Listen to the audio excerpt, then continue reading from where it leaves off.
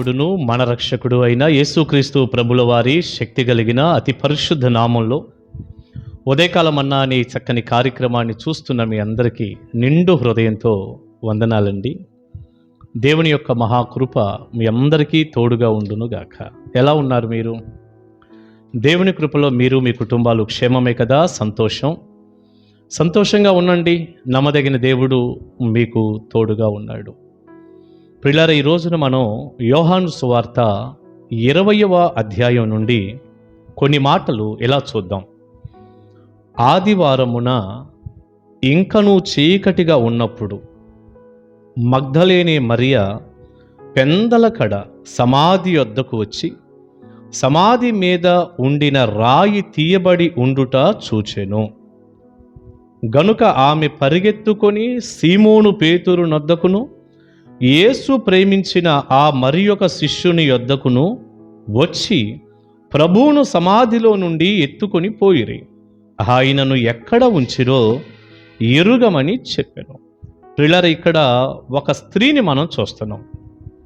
ఈమె పేరు మగ్దలేనే మరియ. ఈ మగ్దలేనే అనేటటువంటి పేరు ఎందుకు వచ్చిందంటే ఆ ప్రాంతానికి చెందినటువంటి స్త్రీ. యేసు ప్రభువారు చనిపోయాడు, సమాధి చేయబడ్డాడు. 3వ రోజు ఆదివారం ఆయన తిరిగి పునరుద్ధానుడై లేస్తాడు అన్న సంగతి వీరికి ఎవరికీ కూడా పెద్ద గ్రహింపు లేదు. అటు శిష్యులకి కానీ, మగ్దలేనే మరీకి కానీ, మరికొంతమంది స్త్రీలకు కానీ వీరందరికీ కూడా ఆ గ్రహింపు ఏమి లేదు. వాస్తవంగా ఈ మగ్దలేనే మరియ యేసయ్య సమాధిలోనే ఉన్నాడు అనుకుంటుంది. ఆయన సమాధిలోనే ఉన్నాడు, ఆయనకి నేను అత్తరు పొయ్యాలి. ఆ రాయి ఎవరు పొర్లిస్తారు సమాధి మీదది అన్న ఆలోచనతోనే బయలుదేరి వచ్చింది. ఆ వచ్చిన విధానం చూసినప్పుడండి మనం నేర్చుకోవలసినటువంటి పాఠాలు ఎన్నెన్నో. ఏమని రాస్తుంది ఇక్కడ చూడండి. ఆదివారమున ఇంకనూ చీకటిగా ఉన్నప్పుడు మగ్దలేనే మరియ పెందలికడ సమాధి వద్దకు వచ్చి, ఆదివారం ఇంకా చీకటిగా ఉంది, పెందలకడ.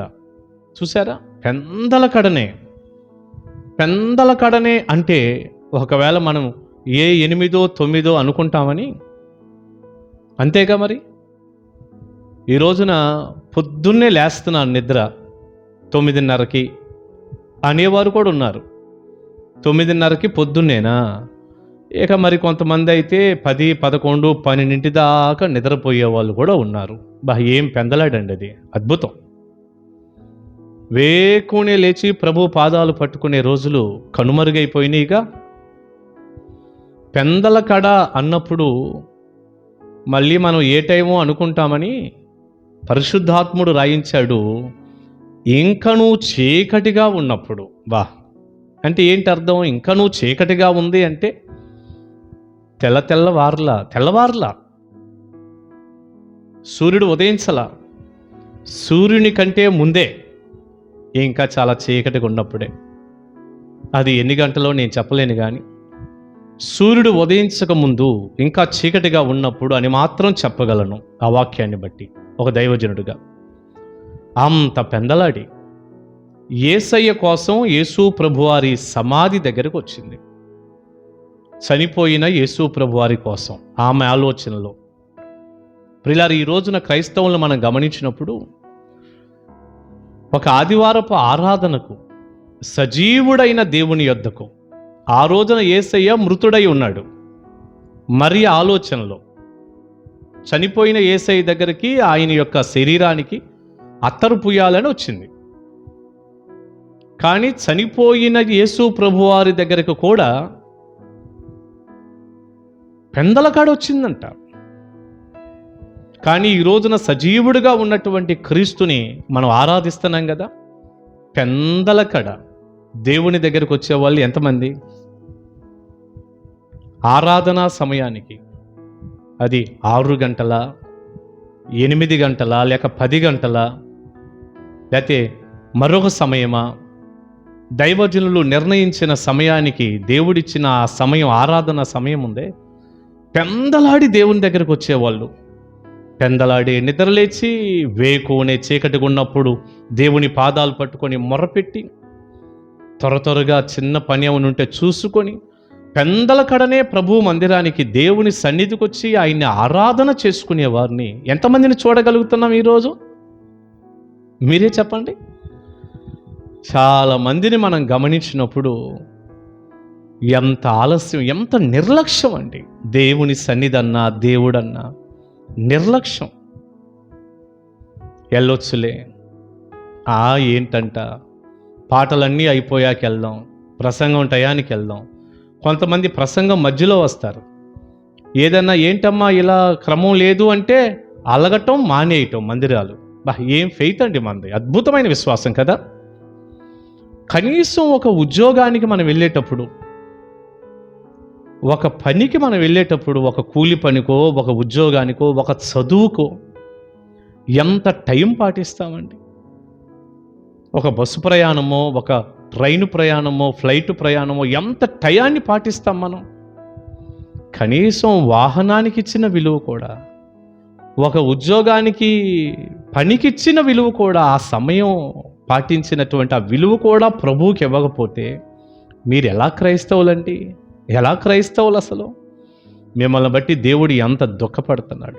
పెందల కడనే 10 గంటలకు ఆరాధన అంటే 9:30 మోకాళ్ళ మీద ప్రార్థన చేసుకోకూడదా? వారానికి ఒక రోజు మందిరానికి వెళ్ళేటటువంటి మన బ్రతుకులు, ఆ ఒక్కరోజు కూడా జరిగే 2 గంటల ఆరాధనలు ఇప్పుడు ఒకప్పట్లాగా 4-5 గంటలు లేవుగా. చాలా స్థలాల్లో 1:30-2 గంటలకు వచ్చేసారు. మా 2 గంటల్లో కూడా 1 గంట మీరు తినటం, 1 గంట ఏమో దేవుని సన్నిధికి రావటం. మీకేమనిపిస్తుంది?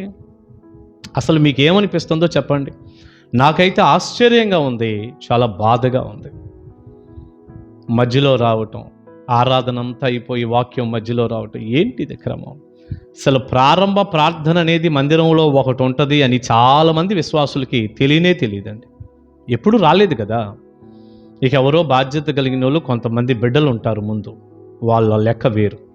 కొంతమంది అయితే ఇక అంతే సంగతులు. ప్రియులారా, అస్సలు మంచిది కాదు. యెహోవా కార్యాన్ని అశ్రద్ధగా చేయవాడు శాపగ్రస్తుడు అనుంది బైబిల్లో. అస్సలు మంచిది కాదు. అడిగేవారు లేరులే, పాస్టర్ గారు అడిగినా కూడా తిరగబడదాం, మా ఇష్టం వచ్చినప్పుడు వస్తామని చెబుదాం, మేము మందిరం మానేస్తే ఆయన ఏం చేస్తాడు? ఇలాంటి పిచ్చి అన్నీ మానేసండి. కాస్త జాగ్రత్తగా మనిషికి ఉండే జ్ఞానాన్ని మనం కలిగి ఉండి, కాస్త దేవుడి జ్ఞానం ఇస్తాడు కదా మనుషులకి, అలాంటి జ్ఞానం కలిగి ఉండి కాస్త దేవుని మందిరంలో ఒక క్రమమో, ఒక పద్ధతి పాటించాలి మనం. పరిగెత్తుతుందో మరియ తెలుసండి మీకు అది? ఆ 2వ వచనం చదివినప్పుడు ఆమె పరిగెత్తుకొని సీమోను పేతురు నొద్దకును, యేసు ప్రేమించిన ఆ మరి ఒక శిష్యుని యొద్దకును వచ్చి ప్రభువుని సమాధిలో నుంచి ఎత్తుకుపోయారు. ఎక్కడుంచారో నాకు తెలియదు మాకు అంటుంది. పరిగెత్తుకొని, ఎంత చక్కని మాట. ఆమె పరిగెత్తుకొని, ఒక ఆడమనిషి, పోనీ ఆమె ఏమైనా ఒక 20 సంవత్సరాల లోపు యవనస్తురాలేం కాదు, పెద్ద వయసే, పరిగెత్తుతుంది. ఎంత ఆసక్తి దేవుని మీద చూడండి. పరిగెత్తుకుంటా పోయి ప్రభువుని ఎవరో తీసుకెళ్లారని పేతురు యోహానుకి చెప్తుంది వెళ్ళి. ప్రియబిడ్డ, ఒక ఆసక్తిని, పరిగెత్తటాన్ని, పెందలగడ లేచి ప్రభు దగ్గరకు రావటాన్ని, అసలు ప్రభువు మీద ఎంత తపనో చూడండి. అసలు అది ఆ అత్తరు పూసి ఆ నాయన్ని ఆరాధన చేసుకోవాలని ఎంత తపనండి. అసలు ఆ రాత్రంతా నిద్రపోయి ఉండదు. కొన్నిసార్లు ఏదైనా ఉదయకాలమే ప్రయాణం చేయాల్సి వస్తే ఆ రాత్రి మనకు నిద్ర పట్టదు చూడండి. నాకు కూడా చాలాసార్లు అంతే. పొద్దున్నే బయలుదేరాలి 5 గంటలకో, ఇంకా నిద్ర ఏం పట్టిద్ది? అదే గుర్తొస్తూ ఉంటుంది. మధ్యలో అవసరమైతే 2-3 సార్లు అయినా మెలకు వచ్చేస్తుంది. ఏదన్నా అలా కొంచెం నిద్ర పెట్టిన టక్కుని లెగుస్తాం. అలారం పెట్టుకొని కూడా అలారం కంటే ముందే లెగుస్తాం మనమే. అసలు రాత్రి నిద్రపోయి ఉండదేమో. రేపు ఉదయం ఆరాధన ఆదివారం అంటే 10 గంటలకు మనం నిద్ర లేచి 11:30-12 మందిరానికి వస్తున్నాం సగం ఆరాధనలో. ప్రియులారా, నిజంగా వారు తాము సిగ్గుపడాల్సిన సంగతులను గూర్చి అతిశయపడతారని ఫిలిప్పీ పత్రికలో పౌలు గారు అన్నట్టు, ఇవన్నీ కూడా చాలా సిగ్గుపడాల్సిన విషయాలు. మార్చుకుందాం. ఈ చక్కని విషయాన్ని నేర్చుకున్నాం కాబట్టి మార్చుకుందాం. దేవుడు తోడుకుంటాడు. పెందల కడనే ప్రభు పాదాలు పట్టుకుందాం. దైవ దీవెన ఆశీర్వాదాలు నిండారులుగా మీ అందరికీ కలుగును గాక. ప్రార్థన. పరిశుద్ధుడా, ప్రేమగల తండ్రి, మగ్దలేనే మరియ జీవితంలో ఒక చక్కని పాఠం మేము నేర్చుకోవటానికి సహాయం చేస్తున్నారు. వందనాలయ్యా, కృప చూపించండి. పెందలగడనే లేచి ఈ స్త్రీ మీ సమాధి వద్దకు వచ్చింది. ఇంకా చీకటిగా ఉండగానే పరిగెత్తుకొని శిష్యుల దగ్గరికి వెళ్ళటం, మళ్ళీ సమాధి దగ్గరికి రావటం, పరిగెత్తుతుంది నాయన. ఎంత ఆసక్తి నాయన. అలాంటి ఆసక్తి ఈ రోజున ప్రతి క్రైస్తవునికి దయచేయండి అయ్యా. నిర్లక్ష్య వైఖరి, సోమరితనం, ఎవరు అడుగుతారులే అని మీ భయం లేకపోవటం, వీటన్నిటి నుంచి విడుదల దయచేయండి. మీ సన్నిధికి ఆసక్తితో వచ్చినప్పుడు కలిగే దీవెన, ఆశీర్వాదాలు నిండారులుగా మీ పిల్లలకి ఇవ్వండి. యేసు ప్రభువారి శక్తిగల నామాన్ని ప్రార్థన అడుగుచున్నాను తండ్రి. Amen, amen. God bless you. దేవుని కృప మీకు తోడై ఉండును గాక. కలుసుకుందాం ఉదయకాల మన్నాలో.